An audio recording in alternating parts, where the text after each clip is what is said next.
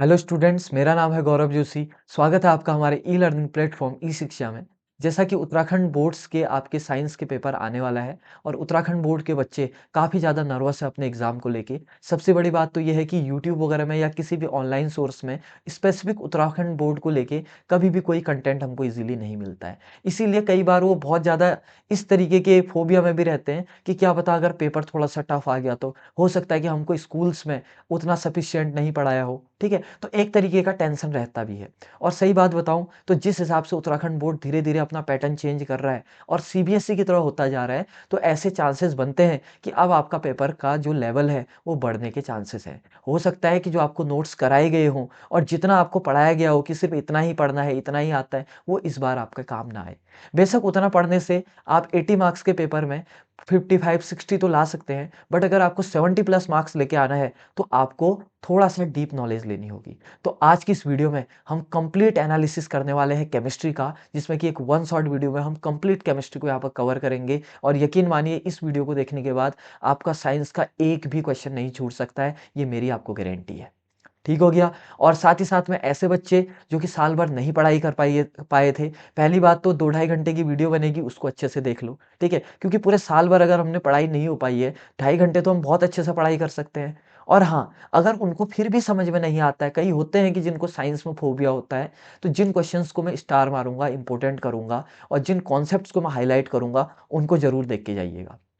वो sure short question होंगे जो कि आपके एग्जाम में आएंगे। ठीक है, तो मैंने दोनों तरीके के बच्चों को बता दिया। अब जो भी जिस तरीके से आपका पढ़ाई करता है, आप अपने अकॉर्डिंग इसको नोट डाउन कीजिएगा। ठीक है, और हाँ, ऐसे बच्चे जो एग्जाम में 75-80% के अबव लेके आए हैं, इवन 70% से भी ऊपर लेके आए हैं, वो पूरा वीडियो अपना रिगरसली देखेंगे, यानी कि कंटिन्यूस देखेंगे और हर एक चीज नोट डाउन करेंगे, क्योंकि इस बार के एग्जाम में कोई भी चीज यहाँ से केमिस्ट्री से उठ के आ सकती है। और फिजिक्स, केमिस्ट्री और बायोलॉजी में सबसे ज़्यादा जो टफ पोर्शन होता है वो केमिस्ट्री का ही होता है। ठीक है, तो मैंने सभी पूरा इंट्रोडक्शन दे दिया इस पूरे चैप्टर को लेके। अब जल्दी से चैप्टर को स्टार्ट करते हैं। हर एक कॉन्सेप्ट आपके मोबाइल स्क्रीन पे, आपके जो लैपटॉप स्क्रीन है, इस पे लिखा हुआ है। आप चाहें तो वीडियो पॉज करके इसको उतार भी सकते हैं। फाइनली मैं आपको इसका पीडीएफ भी प्रोवाइड करवा दूंगा। ठीक है, बाकी हाँ, आपने पूरे चैप्टर्स पढ़े हुए हैं तो बहुत ज़्यादा एक्सप्लेन नहीं करेंगे, क्योंकि हो सकता है इससे वीडियो हमारी 3-4 घंटे की बन जाए और भी कोई फायदा नहीं होगा। ठीक हो गया, हम उतना पढ़ेंगे जितना एग्जाम में आता है और जो आपको लिख के आना है। बट हाँ, इसका मतलब ये नहीं कि हम हवा में, ये वीडियो ही आपको इसलिए बनाई है कि इस एग्जाम में 80 मार्क्स के जो क्वेश्चंस होते हैं, हर बच्चे के 70 प्लस आने चाहिए। आई बात समझ में? तो चलिए स्टार्ट करते हैं। पहला चैप्टर है केमिकल रिएक्शन एंड इक्वेशन। ठीक है, तो केमिकल रिएक्शन एंड इक्वेशन में सबसे पहली बात आती है कि भाई अपना केमिकल रिएक्शन क्या होता है। केमिकल रिएक्शन होता है transformation of one chemical substance to the another. आई बात समझ में? जैसे हमने बोला कार्बन का CO2 बनना, यानी कि कार्बन का क्या बनना, कार्बन डाइऑक्साइड बनना, तो ये एक तरीके का क्या है, केमिकल रिएक्शन है। या H2 और O2 से मिलके वाटर बनना। ठीक हो गया, यानी कि हाइड्रोजन और ऑक्सीजन से मिलके वाटर बनना, ये भी एक केमिकल रिएक्शन है। या आप कह सकते हो रस्टिंग ऑफ आयरन, या setting of milk into curd, दूध का क्या बन जाना, दही बन जाना, ये भी एक तरीके की केमिकल रिएक्शन है। आया, अब बात आई केमिकल इक्वेशन किसे कहते हैं, यानी कि उस रिएक्शन को हम जिस चीज से रिप्रेजेंट करेंगे ना, वो अपनी केमिकल इक्वेशन है। जैसे मैंने बोला कि कार्बन से कार्बन डाइऑक्साइड बनना, भाई बनेगा कैसे, दिखाओगे कैसे उसको? ऐसे तो दिखाओगे C+O2 gives CO2 and this is called chemical equation. Definition लिखा हुआ है, the representation of chemical reaction using the symbols and formulas is called chemical equation. यानी कि केमिकल रिएक्शन को रिप्रेजेंट करना ही क्या होता है, आपका केमिकल इक्वेशन होता है। और जब हम किसी चीज को रिप्रेजेंट करते हैं तो एरो के इस साइड वाले को कहते हैं रिएक्टेंट और एरो के राइट हैंड साइड वाले को कहते हैं प्रोडक्ट। यहाँ पर लिखा हुआ है कि कोई भी जो रिएक्शन होती है वो हमेशा रिएक्टेंट से कहाँ की ओर जाती है, प्रोडक्ट की ओर जाती है। और यहाँ पर हमारा जो सेक्शन 1 होता है ये खत्म होता है। ठीक है, इससे बाहर कभी भी एग्जाम में कुछ नहीं आ सकता, बस इतना पढ़ लो। दूसरी बात इंपॉर्टेंट है कि जब कोई केमिकल रिएक्शन होता है तो क्या इसके कुछ कैरेक्टरिस्टिक्स होते हैं क्या? कैरेक्टरिस्टिक्स मतलब इसकी कोई प्रॉपर्टी होती है क्या? जी हाँ, होती है। सबसे जो पहली प्रॉपर्टी पाई जाती है वो होती है चेंज इन कलर, यानी कि केमिकल रिएक्शन हमेशा कलर चेंज करता है मेजॉरिटी ऑफ टाइम। ठीक है, जैसे यहाँ पर एक एग्जांपल है, इसको स्टार मान लीजिएगा। जर्नली आपका कलर चेंजिंग से आज तक क्वेश्चन नहीं आया है, बट इस बार आ सकता है। ठीक है? जब Fe को CuSO4 में डालते हैं, याद है आपका एनसीईआरटी में एक डायग्राम बना है जिसमें एक आयरन का नेल है, कील है, जिसको कि एक सॉल्यूशन में डाला है कॉपर सल्फेट के। कॉपर सल्फेट ब्लू कलर का होता है, देखो यहाँ पर लिखा हुआ है। तो जैसे ही डालेंगे, ठीक है, तो वो कैसा जो सॉल्यूशन है वो ब्लू से कैसा हो जाएगा, ग्रीन हो जाएगा, और जो Cu है ये कैसा हो जाएगा, ये ब्राउन कलर का हो जाएगा। ठीक है, तो Cu का तो हमको कोई कुछ नहीं देखना है, इसमें Fe की एक लेयर लग जाएगी, बट यहाँ पर याद रखिएगा CuSO4 ब्लू से क्या हो गया, ग्रीन, तो कलर चेंज हुआ। दूसरा, चेंज इन टेम्परेचर, ये भी इंपॉर्टेंट रिएक्शन है, ये अभी हम थोड़ी देर बाद भी पढ़ेंगे। देखो, जैसे ही हमने CO का नाम क्या होता है, क्विक लाइम, लिख लेना क्विक लाइम में जब H2O डालते हैं तो CaOH का होल ट्वाइस, इसको क्या बोलते हैं, इसको कहते हैं स्लेक्ड लाइम। इनके नाम याद रखना, एग्जाम में बहुत ज़्यादा यूज होते हैं। प्लस हीट निकलती है, देखो हो रहा है ना, टेम्परेचर चेंज हो रहा है, इतनी ज़्यादा हीट निकल रही है। अब आप मुझे एक बात बताओ तो, जिस रिएक्शन से हीट निकलती है उसको कौन सी रिएक्शन कहते हैं, कौन सी कहते हैं, एक्सोथर्मिक रिएक्शन कहते हैं। लिख लेना कि ये रिएक्शन क्या हो गई, एक्सोथर्मिक। अभी बाद में पूरा आपको टेबल दिया है, बट मैं यहीं पर चीज़ें यहाँ पर भी लिख लीजिए, बाद में भी लिख लीजिए, दो दो बार रिवाइज हो जाएगा। तीसरा, चेंज इन स्टेट होता है भाई साहब। ये चेंज इन स्टेट का क्या मतलब है, देखो H2 क्या है, गैस, O2 क्या है, गैस, इन दोनों ने रिएक्शन किया और बन गया भाई हमारा H2O, जबकि H2O क्या होता है, लिक्विड। देखो गैस से क्या बन गया, लिक्विड बन गया, हुआ ना स्टेट में चेंज। ठीक है, गैसेस स्टेट से लिक्विड स्टेट बन गई। ऐसी इवोल्यूशन ऑफ गैस, कई सारी ऐसी रिएक्शंस होती हैं जो गैस को निकालती है बाहर, ठीक है, इजेक्ट करती है। जैसे जब जिंक को H2SO4 में डाला जाता है तो ZnSO4 प्लस H2 गैस निकलता है। ये भी हम आगे पढ़ने वाले हैं रिएक्शन, आपने अगर पढ़ा हो। जो इसमें H2 निकलता है ना, मैं यहीं पर थोड़ी बहुत नॉलेज दे देता हूँ, ये हमेशा पॉप साउंड के साथ निकलता है। कैसे साउंड, पॉप साउंड के साथ। दूसरा, इस रिएक्शन को कहा जाता है reaction for determination of H2 gas. अगर कभी एग्जाम में आया कि एक रिएक्शन है जिससे H2 गैस बनाई जाती है, वो यही रिएक्शन है। कौन सी रिएक्शन है, H2 गैस बनाने वाली रिएक्शन, हिंदी में लिख लो, H2 गैस बनाने वाली रिएक्शन, गैस बनाने वाली रिएक्शन। ठीक है, जितना डीप हो रहा है उतना, इतना तो आपने स्कूल में भी नहीं पढ़ा होगा रिएक्शन, ठीक है, जो यहाँ मैं 2 ढाई घंटे में पढ़ा दूंगा। तीसरी चीज है फॉर्मेशन ऑफ प्रेसिपिटेट। अब एक नई चीज आई भाई, ये प्रेसिपिटेट क्या होता है, ये एक ऐसा सब्सटेंस होता है जो वाटर में इनसॉल्युबल होता है, यानी कि सॉल्युबल नहीं होता है, यानी कि सॉलिड सब्सटेंस, एग्जाम में आएगा ये, ठीक है, सब्सटेंस इनसॉल्युबल इन वाटर। आई बात समझ में, जो वाटर में क्या होता है, इनसॉल्युबल। अब जो ये वाली रिएक्शन है, इस रिएक्शन को भी याद कर लीजिएगा, ये कई बार कंप्लीट द रिएक्शन में भी आती है। ये तीनों की तीनों रिएक्शन, ये वाली जिंक वाली और ये CaO वाली, ठीक है, और ये Fe+CuSO4 वाली, ये सारी की सारी रिएक्शन हम अभी आगे भी पढ़ने वाले हैं। आई बात समझ में, बस मैंने यहाँ पे भी पढ़ा दिया, दो दो बार पढ़ेंगे भाई, दो दो बार रिवाइज होगा अपने को। प्रेसिपिटेट क्या होता है, एक ऐसा सॉलिड सब्सटेंस जो पानी में क्या होता है, इनसॉल्युबल होता है, यानी कि सॉल्युबल नहीं होता है। आई बात समझ में। अब इसके बाद बात आ जाती है टाइप ऑफ रिएक्शन, और टाइप ऑफ रिएक्शन में सबसे पहले होता है कॉम्बाइनेशन रिएक्शन। अब भाई ये कॉम्बाइनेशन रिएक्शन क्या होता है कि जब दो लोग मिलके एक सिंगल प्रोडक्ट बनाते हैं, यानी कि ए और बी मिले और उन्होंने बोला भाई हम AB बना लेते हैं, तो this reaction is called combination reaction. यानी कि टू और more reactant combine to form a single product, this is called combination reaction. आई बात समझ में। अब अगर यहाँ पर बात करें, पहला जो रिएक्शन आता है Mg+O2। अब इंपॉर्टेंट ये है कि Mg यहाँ पर रिबन के फॉर्म में होता है, Mg रिबन। तो किसी भी रिएक्शन में अगर आपको रिबन शब्द दिख गया, इसका मतलब वहां पर ये वाली रिएक्शन चल रही है। जब मैग्नीशियम के रिबन को ऑक्सीजन के साथ रिएक्ट किया जाता है, एक बार यूके बोर्ड में ना पूछ दिया था बहुत पहले कि मैग्नीशियम रिबन को ऑक्सीजन के साथ रिएक्ट कराने से पहले क्यों साफ किया जाता है, भाई क्यों किया जाता होगा, ताकि ऑक्सीजन उससे अच्छी तरीके से रिएक्ट कर पाए। तो क्या बन जाता है, मैग्नीशियम ऑक्साइड। और इंपॉर्टेंट बात क्या है, देखो नई चीज यहाँ पर लिखी है, यहाँ से निकलती है डेजलिंग व्हाइट लाइट। देखो इंपॉर्टेंट चीज है ये ये चीजें नहीं बताई गई होंगी आपको स्कूल में। और साथ ही साथ में हीट निकलती है, और मैंने अभी बताया है कि जिस रिएक्शन से हीट निकलती है उसको क्या बोलते हैं, एक्सोथर्मिक रिएक्शन। एग्जाम में कैसा आएगा बताए, एग्जाम में ऐसा आएगा, एक कंपाउंड X है जो कि O2 के साथ रिएक्ट करने पे एक ऑक्साइड बनाता है। क्वेश्चन नंबर 1 बोलेगा राइट डाउन द इक्वेशन, तो ये इक्वेशन लिख देनी है। What happened in this reaction, तो लिख देना dazzling white light. What is the type of reaction, आप लिख दोगे एक्सोथर्मिक रिएक्शन। बोल देगा क्यों होती है एक्सोथर्मिक रिएक्शन, तो बोल देना because heat is evolve from the reaction, बहुत ज्यादा हीट निकलती है। देखो एक क्वेश्चन से कितने तरीके के क्वेश्चन बन सकते हैं, मैं आपको ये सिखा रहा हूँ। आई बात समझ में? सिर्फ रट के कुछ नहीं होगा, आपको ये भी तो पता होना चाहिए कि भाई क्वेश्चन कैसे आ रहा है। पता लगा घुमा के पूछ दिया उसने, आप कैसे बनाएंगे? ऐसी अगली रिएक्शन देखो भाई, अगली रिएक्शन है अपनी, जब C प्लस O2, सी में O2 डालते हैं तो क्या बनता है CO2। अब भी बता रखा है this is called burning of coal. अगर कोल की कोई रिएक्शन आई तो आप इसको बना लीजिएगा।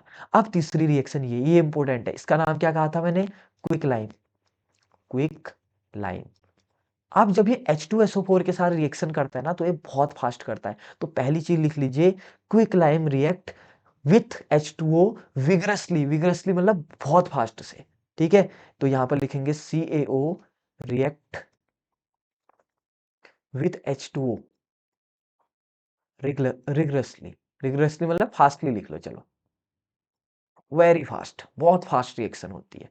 तो क्विक लाइम में जैसे ही H2O बनता है तो क्या बन जाता है? कैल्शियम हाइड्रोक्साइड, और इसका घर का नाम होता है स्लैग्ड लाइम। Slagged lime. और हीट बाहर निकल रही है। तो दूसरी चीज क्या कह सकते हो इस रिएक्शन के बारे में? ये भाई ये एक्सोथर्मिक रिएक्शन है, ठीक है। तो दो चीजें हमने पढ़ दी। और देखो, और तीसरी बात, कॉम्बाइनेशन रिएक्शन तो है ही है, और यहाँ पर कॉम्बाइनेशन रिएक्शन खत्म होता है, इससे ज्यादा कॉम्बाइनेशन रिएक्शन कभी नहीं पूछा जा सकता। आई बात समझ में? अब बात करते हैं नेक्स्ट रिएक्शन, जो कि है डिकम्पोजिशन रिएक्शन। ये भाई बहुत ज्यादा इंपॉर्टेंट है। पहली बात तो डिकम्पोजिशन के तीन टाइप याद करके ले जाओ। पहला थर्मल डिकम्पोजिशन, दूसरा फोटोलाइटिक डिकम्पोजिशन, तीसरा इलेक्ट्रोलाइटिक डिकम्पोजिशन। देखो एनसीईआरटी में ऐसे टाइप नहीं बना रखे हैं, बट पूछ सकता है वो, अपने को टाइप बना के याद होना चाहिए। और रिएक्शन तीनों एनसीईआरटी की है। यूके बोर्ड में तो मैं एक भी रिएक्शन एनसीईआरटी से बाहर लेके नहीं चलता हूँ। तो थर्मल डिकम्पोजिशन मतलब हुआ ऐसा डिकम्पोजिशन जो सनलाइट के प्रेजेंस में हो रहा हो। लिख लेना कभी आ गया तो, decomposition which takes place in presence of sunlight.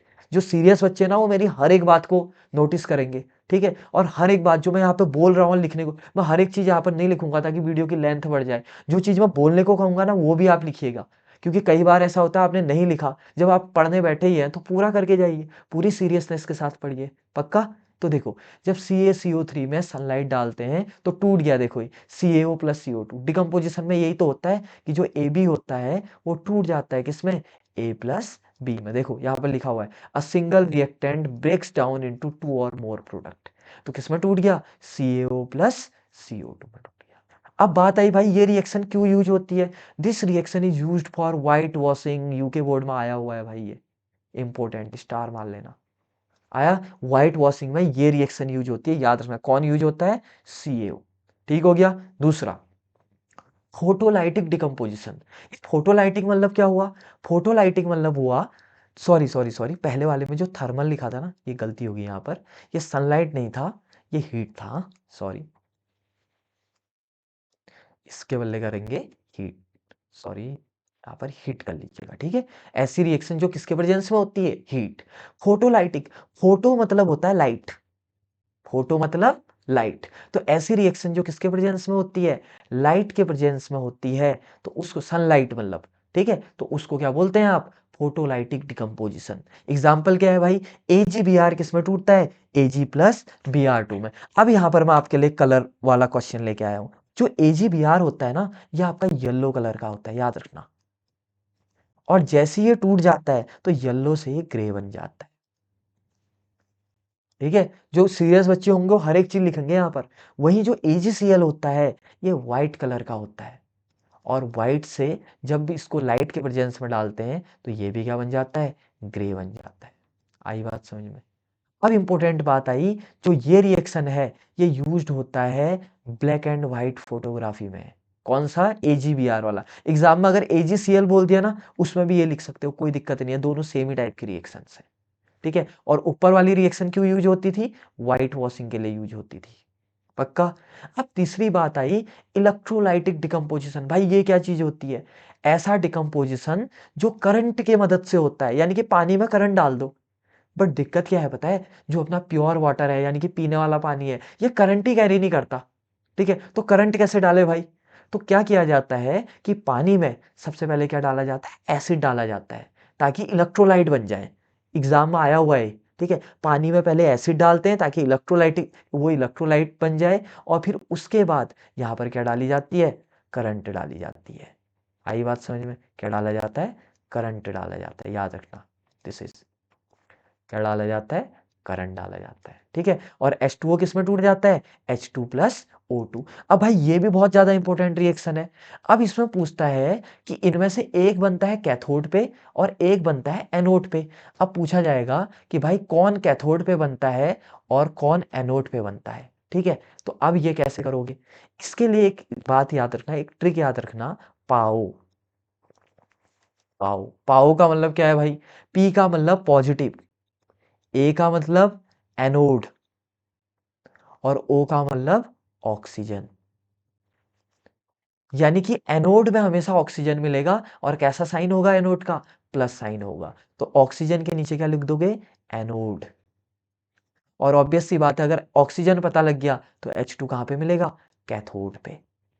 आई बात समझ में। तो फोटोलाइटिक डिकम्पोजिशन में क्या डाला जाता है, करंट डाला जाता है। ये सबसे इंपॉर्टेंट चीज थी। आई बात समझ में।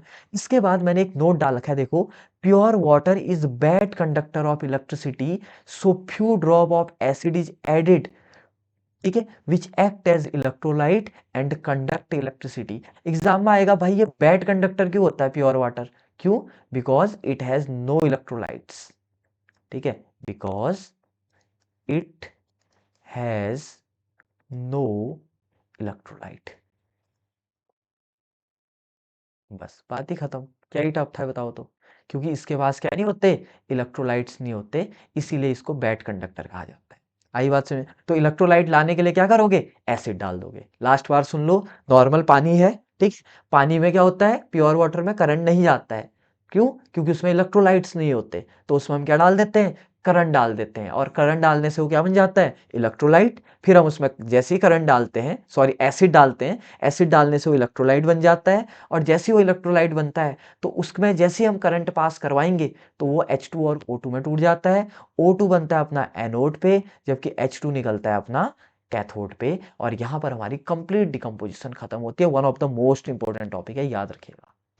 बात आई तीसरी, तीसरी आई डिस्प्लेसमेंट। आपने पढ़ा होगा डिस्प्लेसमेंट में क्या है, जब एक व्यक्ति दूसरे को डिस्प्लेस कर देता है। आई बात सुन, जैसे अभी हमारे प्रधानमंत्री जी हैं, मोदी जी, ठीक है, अब राहुल गांधी आए और उन्होंने बोला कि भाई आज से मैं बनूंगा प्रधानमंत्री, तो मोदी जी को डिस्प्लेस कर दिया ना, और राहुल गांधी बन गए, पक्का। इसी को कहते हैं डिस्प्लेसमेंट रिएक्शन। बट बात आई, अब राहुल गांधी कैसे बन सकते हैं, वो तभी बन सकते हैं जब वो मोदी जी से ज्यादा पावरफुल हो। तो एक कॉन्सेप्ट और निकलता है कि डिस्प्लेसमेंट रिएक्शन में जो ज्यादा पावरफुल होगा या ज्यादा रिएक्टिव होगा, वो कम रिएक्टिव वाले को डिस्प्लेस कर देगा।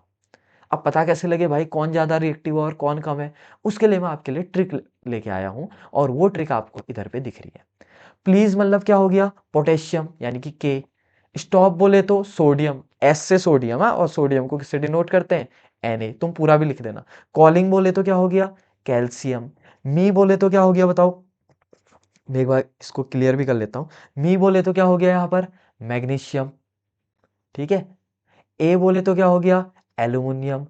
केएलएस बोले तो क्या हो गया, कार्बन। जेब्रा बोले तो क्या हो गया, जिंक। इंस्टीड बोले तो क्या हो गया, इंस्टीड। इंस्टीड बोले तो आयरन, और आयरन को क्या बोलते हैं, Fe। ट्राई बोले तो टिन, और टिन को क्या बोलते हैं, Sn। लुक, लुक का मतलब लेड, और लेड को क्या बोलते हैं, Pb। याद रखिएगा, बोलते लेड है बट होता पीबी है, कंफ्यूज मत कीजिएगा, वहां एग्जाम में बहुत बच्चे कंफ्यूज कह देते हैं। हाउ, हाउ इंपॉर्टेंट है, हाउ बोले तो हाइड्रोजन। क्यूट बोले तो कॉपर। माई बोले तो मैग्नीज, ठीक है, या आप कह सकते हो, सॉरी, माई बोले तो मरकरी। देखो मैं खुद कंफ्यूज हो गया था अभी, Hg। माई बोले तो मरकरी, अभी लिख भी दूंगा। स्माइल बोले तो क्या हो जाएगा आप, सिल्वर, Ag। गेट्स बोले तो गोल्ड, Au। और प्रिजर्व बोले तो प्लेटिनम। यानी कि सबसे बेकार रिएक्टिव कौन होता है, प्लेटिनम होता है। तो प्लीज का मतलब क्या था, सोडियम। स्टॉप बोले तो पोटेशियम। कॉलिंग बोले तो कैल्शियम, मेरे साथ लिखिएगा। मी बोले तो क्या हो जाएगा, मैग्नीशियम। ये तो सिंपल है। ए बोले तो एल्यूमिनियम, सी बोले तो कार्बन। जेब्रा, इंस्टीड, ये टफ है। इंस्टीड को क्या बोलेंगे, आयरन, आई फॉर इंस्टीड, और आयरन को एफ से डिनोट करें। ट्राई, ये ट्राई बोले तो टिन, एसएन करते हैं। लुक बोले तो लेड, जबकि लेट को किससे डिनोट करते हैं? पीबी से। हाउ, ठीक हो गया। क्यूट, माई, ये तो बहुत कंफ्यूजिंग है। मरकरी, ठीक है, मरकरी। स्माइल बोले तो सिल्वर, एस फॉर सिल्वर। जी बोले तो गोल्ड, और गोल्ड को किससे डिनोट करते हैं? एयू से। और प्रिजर्व मतलब प्लेटिनम, ये आपको याद हो जाएगा। और यहाँ पर मैंने पूरी ट्रिक बता दी, ठीक है। तो जो ऊपर के एलिमेंट होंगे वो अपने से नीचे सबको डिस्प्लेस कर देगा, यानी कि इनमें से कौन ऐसा बंदा है जो सबको डिस्प्लेस कर देगा? जो सबसे ऊपर है, यानी कि कौन है? पोटेशियम। अब बात करें अगर सोडियम की, तो सोडियम पोटेशियम को छोड़ के सबको डिस्प्लेस कर देगा, पोटेशियम को नहीं कर पाएगा कभी भी। ऐसे कैल्शियम अब सब नीचे पे तो सबको कर देगा, बट कभी भी सोडियम और पोटेशियम को नहीं कर पाएगा। तो सबसे ज्यादा रिएक्टिविटी सीरीज कहाँ को बढ़ती है? ऊपर को। और सबसे रिएक्टिव कौन होता है? पोटेशियम। आई बात समझ में? और ये हाइड्रोजन है, याद रखिएगा हाइड्रोजन के ऊपर कौन कौन है और हाइड्रोजन के नीचे कौन कौन है। जैसे यहाँ पर कुछ रिएक्शन देखो, पहले H2SO4 था, ये H बढ़िया से SO4 के साथ घूम रहा था। जिंक ने बोला निकल यहाँ से, मैं आऊंगा इधर। तो क्या बन गया? ZnSO4, और H2 को बाहर कर दिया। क्यों? क्योंकि देखो जिंक ऊपर है, यहाँ पर देखो तो जरा, ये H कहाँ पर है? यहाँ पे। जबकि जिंक कहाँ पे है? ये देखो इतना ऊपर है। तो कर दिया ना उसने डिस्प्लेस, भाई ये। दूसरा रिएक्शन देखते हैं, दूसरा तो बहुत ही ज्यादा इंपॉर्टेंट है, बहुत ज्यादा, अभी मैंने पढ़ाया भी था। PbNO3 का whole twice, most important reaction में जब Ki जोड़ते हैं तो देखो क्या हो जाएगा? ये Pb को बाहर कर देगा, ठीक है। तो क्या हो जाएगा? यहाँ पर बन जाएगा, ये छपा नहीं है, KNO3 बन जाएगा। देखो NO3 के साथ कौन आ गया? K आ गया, ठीक हो गया। और क्या बाहर हो गया? PbI2 अमना बाहर हो गया। पीले कलर से दिखा रखा है, याद रखना येलो कलर का PPT बनता है इसमें, याद रखना है, येलो PPT कई बार आ जाएगा। इस रिएक्शन में जो कंपाउंड बनता है वो कैसे कलर का होता है? तो KNO3 बाहर आ जाएगा, और क्या बन जाएगा? PbI2 अलग हो जाएगा। ये बताओ तो भाई, ये अब भी बताया था मैंने, ये CuSO4 कैसा होता है? ग्रीन, सॉरी ग्रीन होता है? नहीं, समझ गए तुम लोग, कैसा होता है? ब्लू होता है, अभी पढ़ा रखा है 2 मिनट पहले। ये ब्लू होता है, और ब्लू से फिर ये क्या बन जाता है? ग्रीन बन जाता है। क्यों, सोचो तो जरा। ये असल में जगह किसकी थी? Cu की जगह थी SO4 के साथ। Fe ने बोला भाई मैं आऊंगा, क्यों? क्योंकि देखो तो जरा, Cu कहाँ पर है? Cu यहाँ पर है, ये। जबकि Fe कहाँ पर है? Fe ऊपर है, देखो ये। तो ऊपर वाला नीचे वाले को कर देगा ना डिस्प्लेस, तो देखो कर दिया डिस्प्लेस। खुद आ गया वो SO4 के साथ, और Cu को कर दिया बाहर, और कलर मैंने आपको बता दिया। अब यहाँ पर मैं कुछ एग्जांपल बता रहा हूँ, आप बताना कि ये होगा कि नहीं होगा। क्या ये होगा? Cu प्लस ZnSO4, क्या ये रिएक्शन पॉसिबल है? सोचो तो जरा, ये रिएक्शन पॉसिबल नहीं है। क्यों नहीं है ये रिएक्शन पॉसिबल? ये रिएक्शन इसीलिए पॉसिबल नहीं है क्योंकि यहाँ पर जो जिंक है, ठीक है, कॉपर जिंक को नहीं भगा पाएगा। क्यों? क्योंकि जिंक बहुत ऊपर है भाई साहब, ये देखो कहाँ गया जिंक, ये जेब्रा। जबकि कॉपर कहाँ है? इतने नीचे। हिम्मत ही नहीं है जिंक की। आई बात समझ, कॉपर की जिंक को भगाने की। तो ये रिएक्शन पॉसिबल नहीं होगा। वहीं अगर मैं बात करूं, क्या ये रिएक्शन पॉसिबल हो जाएगा फिर? ये, हाँ भाई, ये रिएक्शन तो पॉसिबल हो जाएगा। क्यों? क्योंकि भाई जिंक ऊपर होता है, आराम से डिस्प्लेस कर देगा।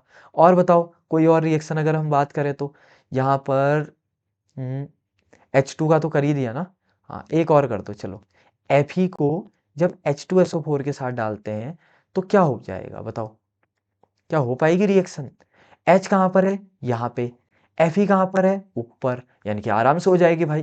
तो FeSO4 बन जाएगा, और क्या बाहर निकल जाएगा? H2 बाहर निकल जाएगा। And this is called displacement reaction. बात खत्म। आई बात समझ में? यहाँ पर इंपॉर्टेंट बात है, जब जिंक, ये वाली जो रिएक्शन है ना, अभी बताया था हाइड्रोजन को बनने वाली रिएक्शन, ये सब पहले पढ़ा चुका हूँ। देखो, देख रहे हो कितने क्वालिटी के नोट्स बना रखे हैं, एक एक चीज दो दो तीन तीन बार पढ़ाई जा रही है। इसमें जो हाइड्रोजन निकलते हैं ना, उसका बबल्स निकलता है, और साथ ही साथ में हीट निकलती है। तो हीट निकलती है तो कैसा रिएक्शन है ये? एक्सोथर्मिक है। ऊपर जस्ट पढ़ा रखा है मैंने, देखो तो जरा ऊपर, यहाँ पर, ठीक है, ऊपर पे अभी बता रखा होगा मैंने।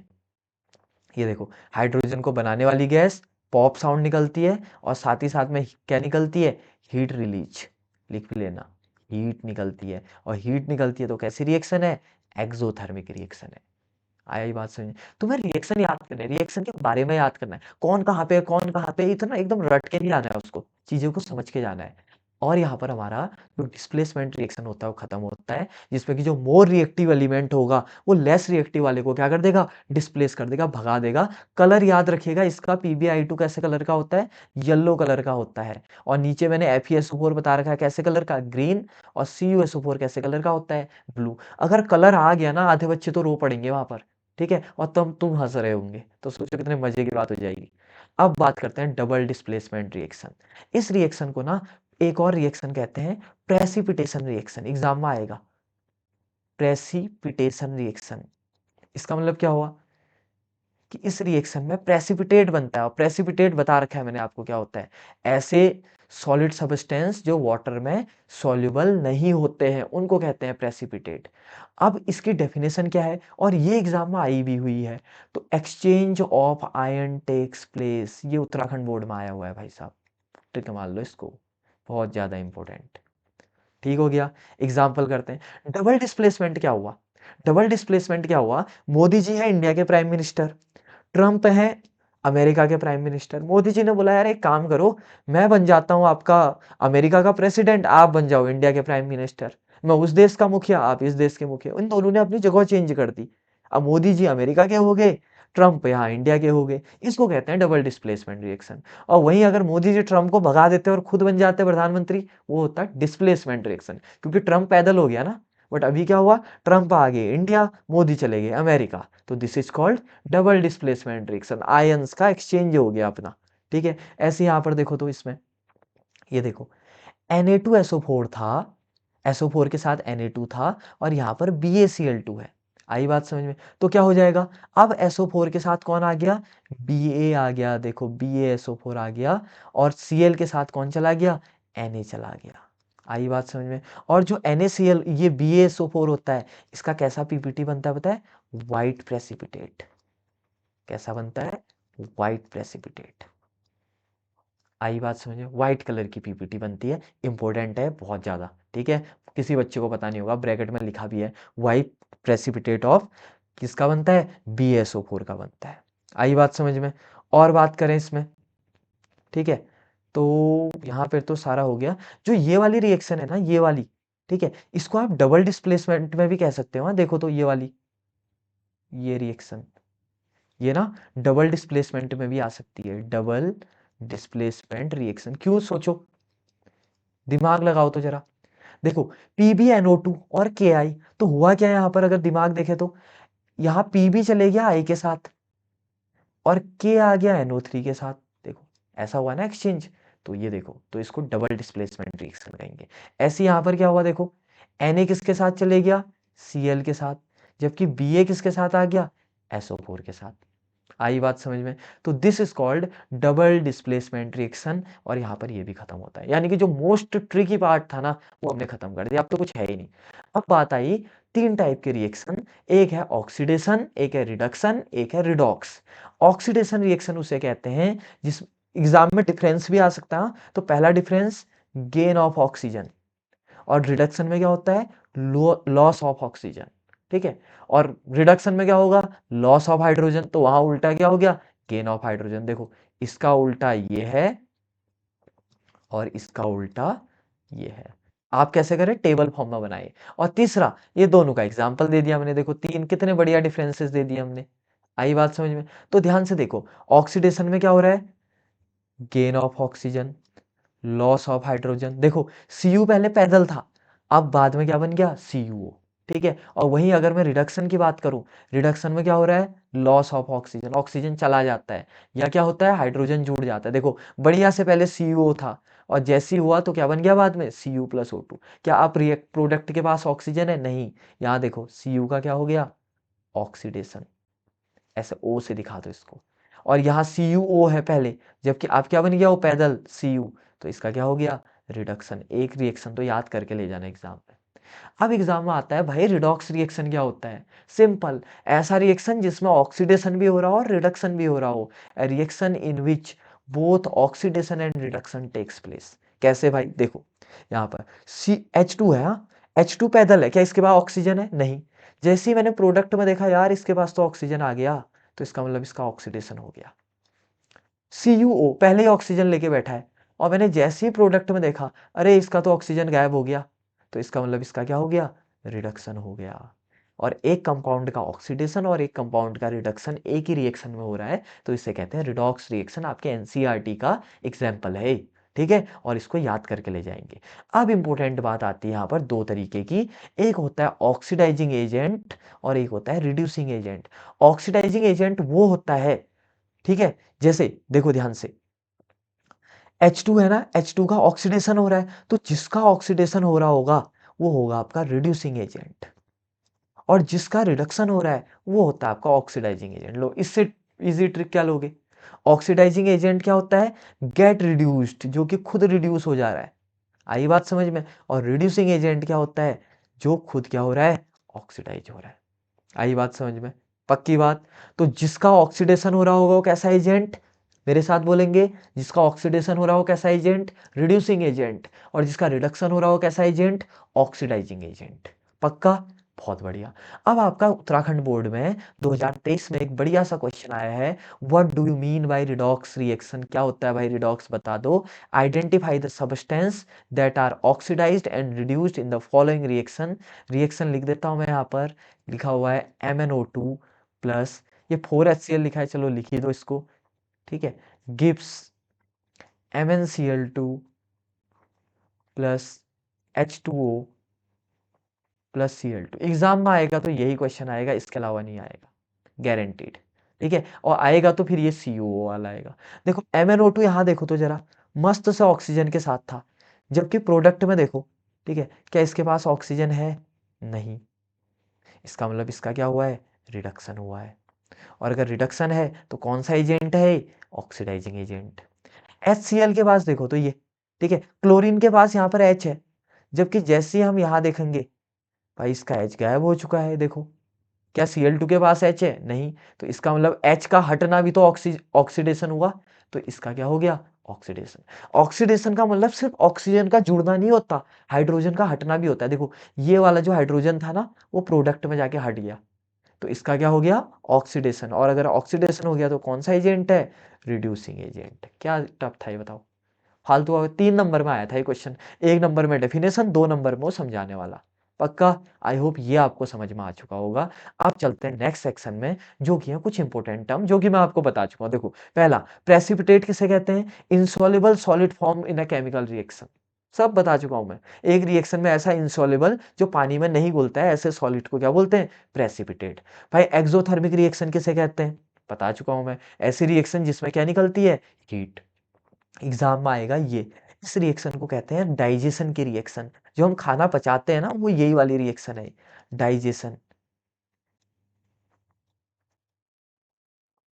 डाइजेशन रिएक्शन, ठीक है। ये कैसे, देखो C6H12O6, क्या इसको ग्लूकोज कहा जाता है, और आपको पता है कि खाना जो भी जाता है वो किस फॉर्म में आता है, ग्लूकोज के फॉर्म में। क्या हम एयर भी ले रहे होते हैं, हाँ भाई हम एयर भी ले रहे होते हैं, तो क्या बनता है, CO2 प्लस H2O प्लस हमको क्या मिलती है, एनर्जी मिलती है, आई बात समझ में। और ये कैसी रिएक्शन होती है, एक्सोथर्मिक रिएक्शन होती है। अब बात आई भाई एंडोथर्मिक रिएक्शन, ऐसी रिएक्शन जिसको एनर्जी चाहिए होती है, वो निकालता नहीं है, उसको उल्टा चाहिए होती है रिएक्शन करने के लिए, तो this reaction is called endothermic reaction, आई बात समझ में। अब बात आई कैटलिस्ट किसे कहते हैं, कैटलिस्ट किसे कहते हैं, जो रिएक्शन को स्पीड अप करता है। जैसे फॉर एग्जांपल दो लोगों का झगड़ा हो रहा है, तीसरा बंदा आया, उसने एक चुगली कर दी उसकी और झगड़ा और तेज हो गया, इसका मतलब वो कैटलिस्ट है। कैटलिस्ट कुछ नहीं करेगा, वो रिएक्शन को और ज्यादा स्पीड मार देगा, बहुत ज्यादा स्पीड अप कर देगा। देखो, substance that speed up a chemical reaction without being consumed, क्या उसको कुछ होगा, उसको कुछ नहीं होगा, रिएक्शन उल्टा तेज हो जाएगी, आई बात समझ। जैसे फॉर एग्जांपल आपने देखा होगा, जब भी कभी आपने देखा होगा जो मूंगफली वाले होते हैं, ठीक है, जब वो मूंगफली को रोस्ट कर रहे होते हैं, तो देखा होगा उनके हाथ में पट्टा होता है, पक्का, ऐसे करके पट्टा होता है, वो पट्टे से ऐसे हिला रहे होते हैं, क्यों हिला रहे होते हैं, बढ़िया तो रोस्ट हो ही रहा है वो, ठीक है, नीचे से आग जल रही है गैस से या उनके क्या बोलते हैं लकड़ियों से, ऊपर क्या बोलते हैं मूंगफली को रोस्ट कर रहे हैं, वो आखिर फट्टा क्यों लगाते हैं, वो कैटलिस्ट होता है, वो आग को क्या करता है, और ज्यादा, वो भी तो एक केमिकल रिएक्शन ही तो है, वो आग को बहुत जल्दी जलाता है, यानी कि लकड़ी को और जल्दी जलवाता है। क्या वो पट्टा भी जल जाता है क्या, नहीं, वो तो किनारे पे रहता है ना। तो कभी भी कैटलिस्ट रिएक्शन में नहीं आता है, बट रिएक्शन की स्पीड को बढ़ा देता है, आई बात समझ में? तो ये काम होता है। पक्की बात?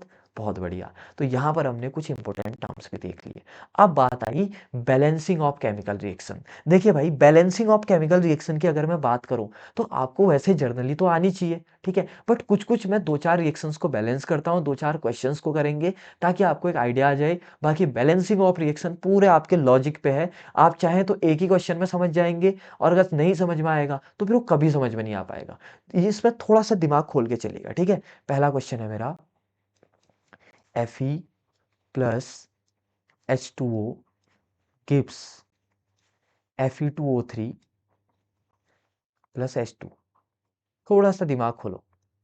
देखो, यहाँ H2 भी एक कितने हैं? 2, यहाँ भी 2 हैं।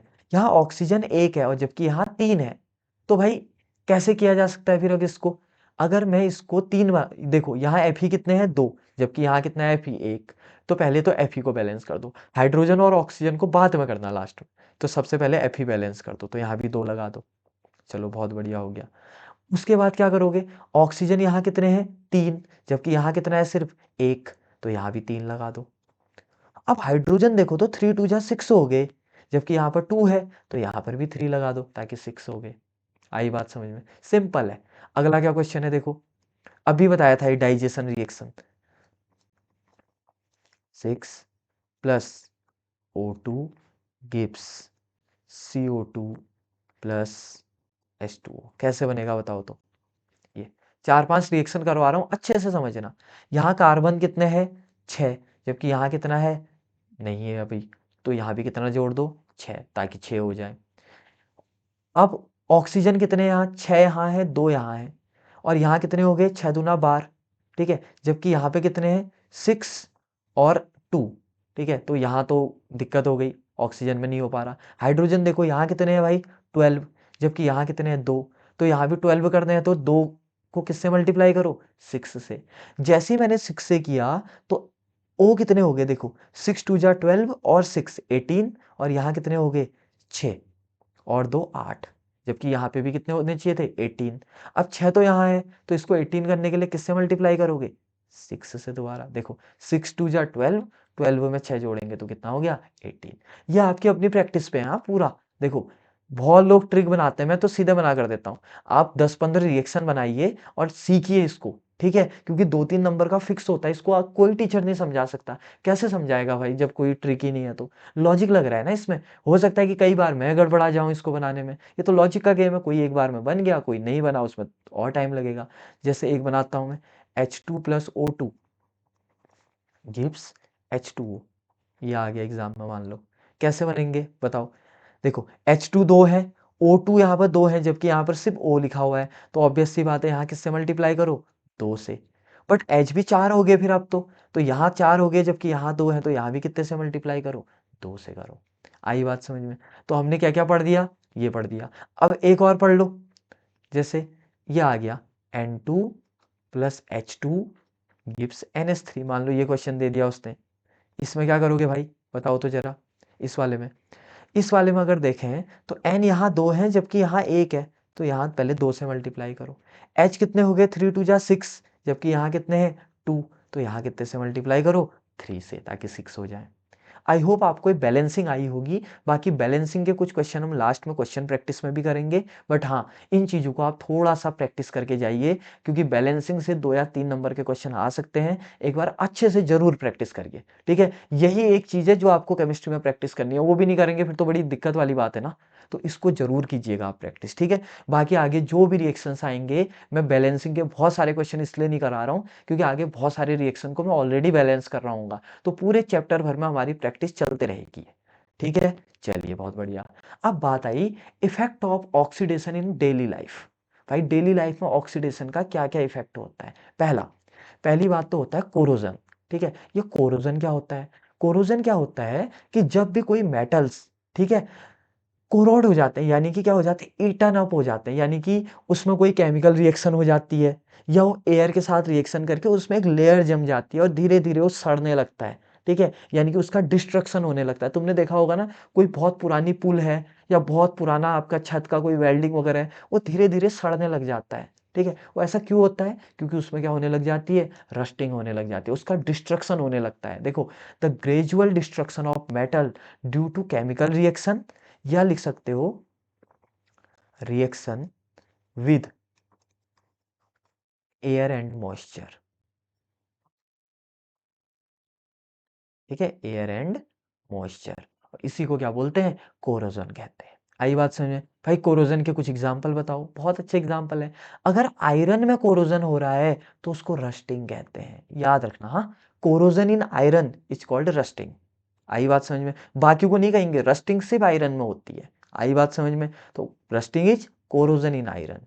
अगला, जो सिल्वर होता है वो क्या हो जाता है? टर्निश हो जाता है, यानी कि फीका पड़ जाता है, आपको पता होगा। कॉपर, ठीक है, आपने देखे होंगे जो कॉपर के बर्तन आपके घर में हो, धीरे धीरे वो ग्रीन होने लग जाते हैं, उनमें ग्रीन कलर की कोटिंग हो जाती है। इसका मतलब ये नहीं कि सब में जैसा लोहा में रस्टिंग होती है ऐसे सब में होगा, सबका अपना अपना अलग अलग तरीका होता है। ठीक है, अब एग्जाम में आया हुआ था ये कि भाई कैसे प्रिवेंशन करोगे। ठीक है, तो पहला क्या करते हैं हम लोग? पेंट करते हैं, या क्या करते हैं? कोटिंग करवाते हैं। दूसरा, उसके ऊपर प्रोटेक्टिव लेयर लगवा देते हैं। प्रोटेक्टिव लेयर कैसे? देखो, एग्जाम में आया भी हुआ था ये क्वेश्चन। ठीक है, इसको लिख लेते हैं यूके बोर्ड में, कि जब एल्यूमिनियम रिएक्ट करता है ना ऑक्सीजन से, तो ये क्या बना देता है बताए? Al2O3, यानी कि क्या बना देता है अपने ऊपर? Aluminium creates a protective layer, protective layer of oxide in its surface. ठीक है, इन इट्स सरफेस। ठीक है, विच स्टॉप्स फर्दर, बहुत ज्यादा एग्जाम में आता है, फर्दर, FURTHER, फर्दर ऑक्सीडेशन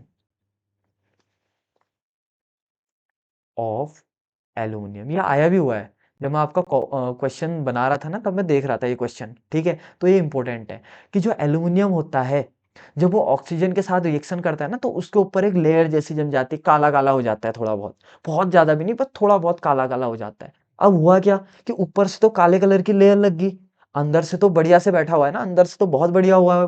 तो इसका मतलब क्या है कि अब उसका फर्दर ऑक्सीडेशन नहीं होगा। क्यों? क्योंकि बाहर से लेयर हो गई, वो अंदर ढक गया, अब पता ही नहीं है एयर को कि अंदर भाई छुपा हुआ है आपका एल्यूमिनियम करके, तो एल्यूमिनियम क्या हो जाता है? बच जाता है इस चक्कर में।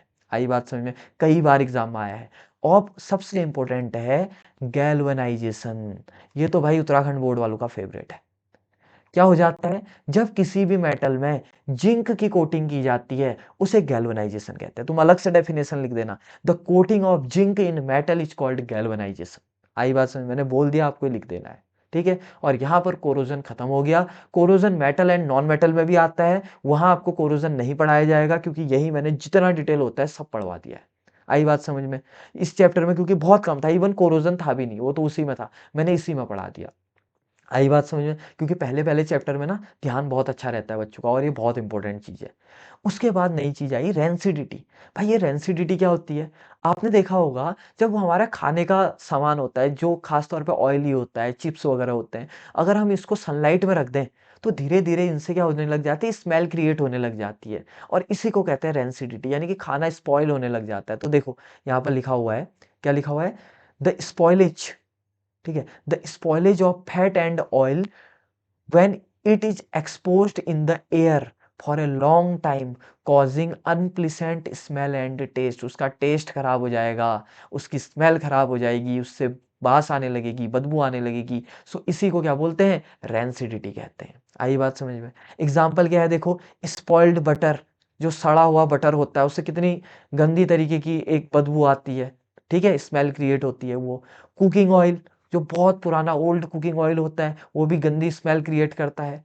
ऐसी जो चिप्स होती हैं बहुत पुरानी, ठीक है, अगर हम उसको धूप में रख दें तो तेल वाला, तो क्या होगा? जो फैट का ऑक्सीडेशन हो जाएगा। यहाँ पर एक बात याद रखना, रेंसिडिटी में क्या होता है पता है?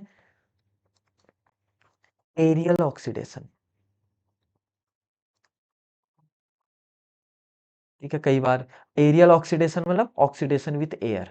ठीक है, ARIAL होगा I think, AIRIAL, sorry, spelling देख लीजिएगा। हाँ, ये बहुत ज़्यादा इंपॉर्टेंट होता है,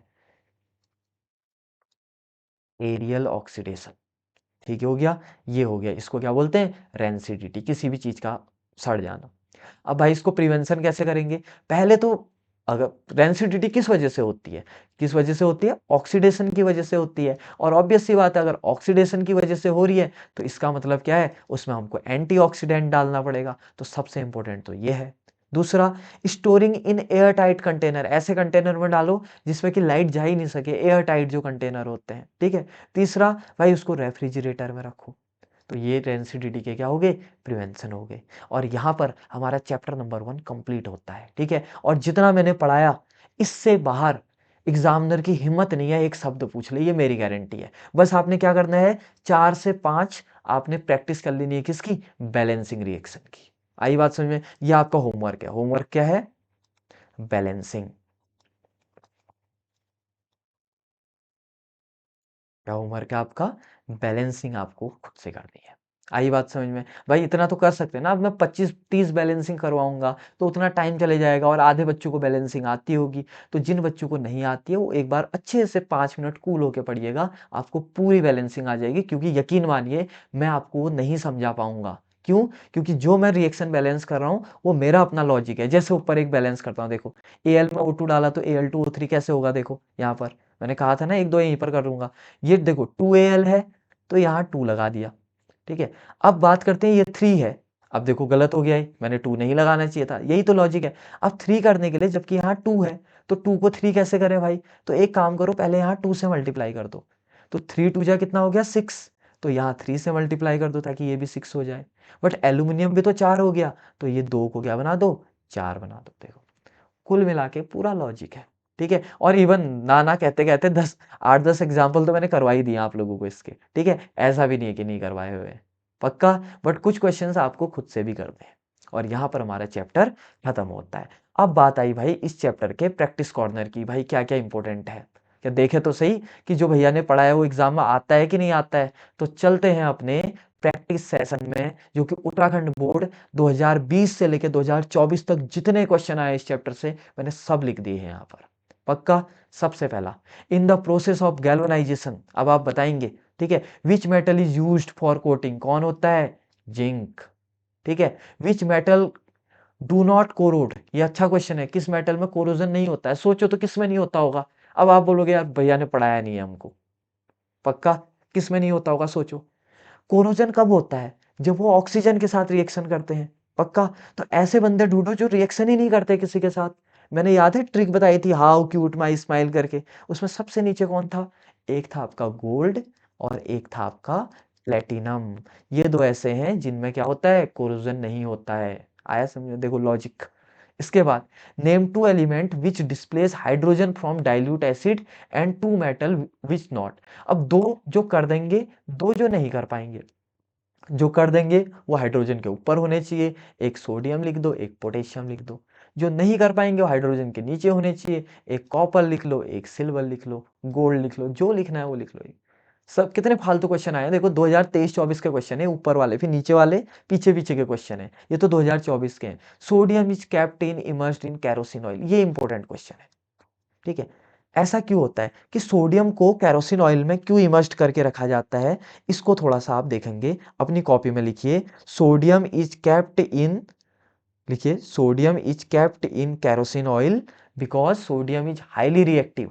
ठीक है। और हाईली रिएक्टिव होने की वजह से it can also react with air.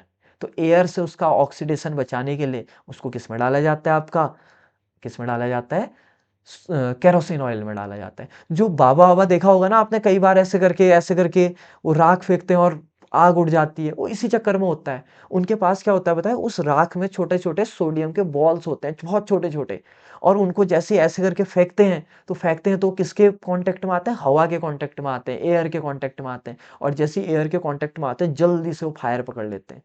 ठीक है। तो यानी कि याद रखना कि जो, लिख लो, the reaction of sodium in air which is very fast and explosive, so to prevent the oxidation of sodium it kept immersed in kerosene oil। इससे बेस्ट डेफिनेशन नहीं हो सकती, फिर बाद में बताना मत कि ये बताया नहीं था आपने। ठीक है, बहुत अच्छा क्वेश्चन। अगला, 2 वे बताओ आयरन को रस्टिंग करने के, खुद ही बता लो भाई, मैं क्या बताऊँ। राइट फोटोसिंथेसिस इक्वेशन, ये अच्छा क्वेश्चन है भाई। फोटोसिंथेसिस सिंथेसिस की क्या इक्वेशन होती है बताओ तो जरा मुझे, मैंने ऊपर लिखा था शायद फोटोसिंथेसिस की रिएक्शन, बताओ तो। फोटोसिंथेसिस शायद मैं लिखना भूल गया, ठीक है, 1 मिनट। फोटोसिंथेसिस की रिएक्शन, इसको नीचे लिख देते हैं। मैं पीपीटी बनाते टाइम लिखा तो था बट वो हट गया शायद, बट कोई दिक्कत नहीं, नीचे तो है ही। फोटोसिंथेसिस रिएक्शन क्या होता है देखो, जब CO2 में हम क्या डालते हैं, H2O डालते हैं, तो क्या बन जाता है, C6H12O6 प्लस बाहर क्या निकलती है, O2 गैस। यही तो करते हैं पेड़ पौधे, CO2 लेते हैं, H2O लेते हैं, ग्लूकोज बनाते हैं अपने लिए और बाहर क्या छोड़ देते हैं, ऑक्सीजन। वही ऑक्सीजन हम लोग लेते हैं। तो और किसके प्रेजेंस में होता है, सनलाइट।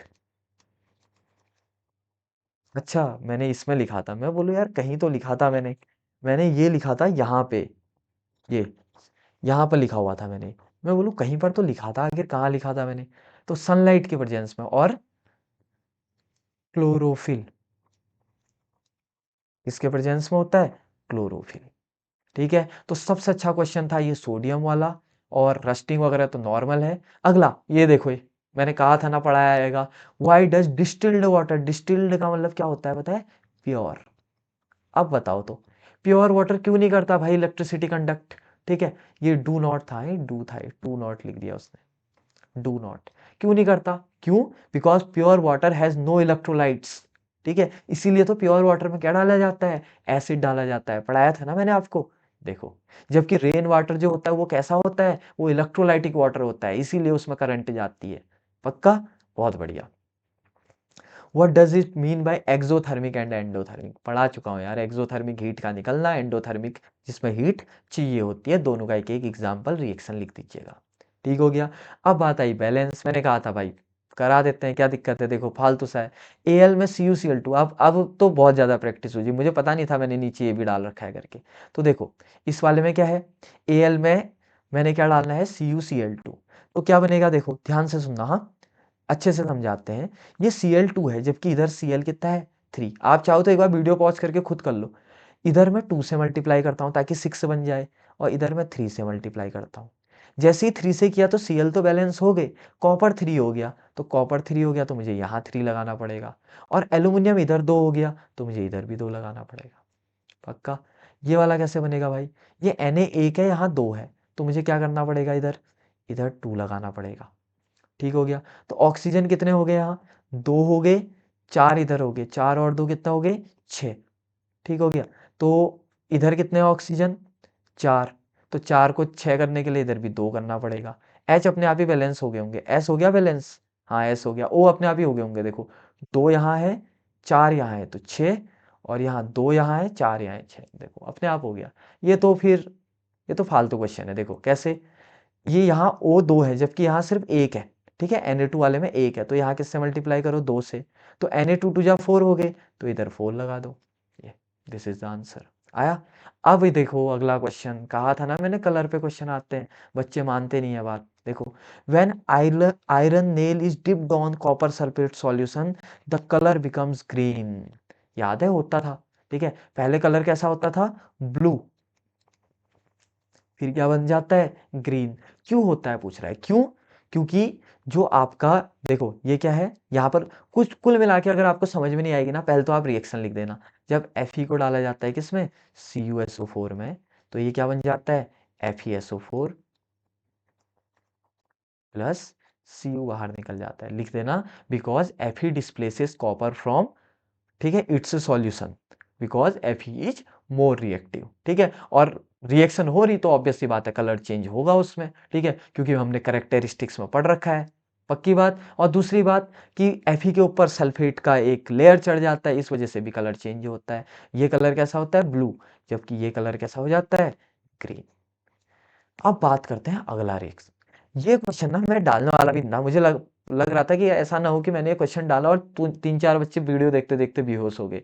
मैं इसको डालने वाला भी नहीं था, बट मैंने बोला यार अगर ऐसा क्वेश्चन अगर आ गया, ठीक है? तो बच्चे कैसे कर पाएँगे ऐसा क्वेश्चन? बच्चे तो वहीं पर बोलेंगे यार इससे अच्छा तो वीडियो गेम में ही बेहोश हो जाते, कम से कम पेपर में तो नहीं होते। तो मैंने इस क्वेश्चन को भी यहीं डाल दिया देखो। ये बहुत तगड़ा क्वेश्चन है, एक बार आप वीडियो पॉज़ करके पूरा पढ़ो तो। इस क्वेश्चन में क्या बोल रहा है कि ऐसी रिएक्शन जिसमें ऑक्सीडेशन और रिडक्शन दोनों होता है, उसको क्या बोलते हैं? रिडॉक्स रिएक्शन कहते हैं। ठीक हो गया? पहले तो ये कह रहा है केस बेस्ड का क्वेश्चन है, तुम लोग बहुत डरते हो उससे। तो सब जिसका रिडक्शन जो रिड्यूस हो जाता है उसको ऑक्सीडाइजिंग एजेंट कहते हैं और जो ऑक्सीडाइज हो जाता है उसको रिड्यूसिंग एजेंट कहते हैं। अब कह रहा है कि एक एक्टिविटी है जिसमें 1 ग्राम कॉपर पाउडर लिया है चाइना डिश में, ठीक है? और उसको हम क्या कर रहे हैं? बर्नर की मदद से जला रहे हैं। अब देखो कि क्या-क्या होगा यहाँ पर। आई बात समझ में? अब देखो पहला question. Observe the given figure and right what happened with copper powder with when heated in a China dish. तो क्या होगा बताओ तो? जब कॉपर को हीट किया जाएगा तो कॉपर ऑक्साइड ही तो बनेगा। बन गया पहला क्वेश्चन। अब बैलेंस भी कर लो, बच्चे कहते हैं बैलेंस सिखा दो। देखो यहाँ ऑक्सीजन 2 है तो यहाँ भी 2 लगा दो, तो कॉपर के आगे भी 2 लगा दो। ठीक हो गया। दूसरा क्वेश्चन क्या है? What happened when hydrogen is pass through the heated material. यानी कि अब दूसरा क्वेश्चन क्या कह रहा? कहाँ गया वो? Heated material. ये क्या होगा इसमें बताओ? कि CuO में जब मैं हाइड्रोजन पास करूंगा H2 गैस, तो क्या होगा? देखो Cu अलग हो जाएगा प्लस OH2 के साथ चले गया तो H2O। एग्जाम में अगली बार ये पूछ सकता है कि ये आप कौन से टाइप की रिएक्शन बनी? ये बन गई रिडॉक्स। देखो तो इसका क्या हो रहा है? रिडक्शन। देखो O हट जा रहा है, जबकि इसका क्या हो रहा है? इसमें O जुड़ जा रहा है। देखो तो क्या हो गया? ऑक्सीडेशन। एग्जाम में पूछ देगा भाई कौन रिड्यूसिंग एजेंट है, बताओ तो जरा। ये क्या हो जाएगा? इसका ऑक्सीडेशन हो रहा है तो रिड्यूसिंग एजेंट, और इसका रिडक्शन हो रहा है, सॉरी, ऑक्सीडेशन इसका हो रहा है, इसका रिडक्शन हो रहा है, सॉरी, रिडक्शन हो रहा है तो कैसा एजेंट? Oxidising agent. और ये कैसा एजेंट? Reducing agent. क्या टफ था ये बताओ? फालतू सा तो क्वेश्चन था। अगला, which type of reaction is this? ऊपर वाली रिएक्शन कौन सी है? कॉम्बाइनेशन रिएक्शन है। देखो दो लोग मिलके एक बना रहे हैं, कॉम्बाइनेशन। ये कौन सी है? ये भाई रिडॉक्स है। पक्का। अगला, right the chemical reaction for third. ऊपर वाले के लिए थर्ड की केमिकल रिएक्शन। क्या क्वेश्चन है देखो? क्या ये बहुत फालतू क्वेश्चन है जितना हमने पढ़ लिया? बहुत बढ़िया। अब क्या कह रहा है इसके लिए? नेक्स्ट देखो यार, एक और बैलेंसिंग आ गई, इसको भी बना लो। क्या बोल रहा है? जब हाइड्रोजन में, हाइड्रोजन को H2 लिखना, H मत लिखना, में जब क्लोरीन डाला जाता है तो आपका HCl बनता है। बैलेंस कर दो कह रहा है। ठीक है, तो यहाँ भी 2 है, यहाँ भी 2 है, तो यहाँ भी 2 लगा दो। क्या बच्चों वाली चीजें दे रहे हैं हमें? पक्का। इस बार क्वेश्चन में आया था कि Fe2O3 में Al डाला तो Al2O3 प्लस Fe बना। बोल रहा है कि किस तरीके की रिएक्शन है? साफ पता लग रहा है हमको कि ये यहाँ जुड़ गया और Fe को उसने बाहर फेंक दिया। ऐसी कौन सी रिएक्शन थी? वो थी आपकी डिस्प्लेसमेंट रिएक्शन। दिस इज, आई बात समझो? देखो Al2O3 बन गया और Fe क्या हो गया? बाहर हो गया। पक्की बात। और यहाँ पर हमारा जो केमिकल कॉम्बिनेशन एंड इक्वेशंस करके जो अपना चैप्टर था, केमिकल रिएक्शन एंड इक्वेशन, यहाँ पर पूरी तरीके से खत्म होता है। ठीक है, और जितना मैंने अभी तक पढ़ाया, यकीन मानिए इससे बाहर कुछ भी नहीं आ सकता। आप खुद समझ चुके होंगे कि जो चीज़ें आपको स्कूल में भी नहीं पढ़ाएगी ना, वो मैंने यहाँ पर आपको सिखा दी है। ठीक हो गया? तो आई होप यहाँ तक आपको बहुत अच्छे से समझ में आया होगा। अब मिलते हैं हम नेक्स्ट सेक्शन में, जिसमें कि हम करेंगे एसिड, बेस एंड सॉल्ट। ठीक है? ओके।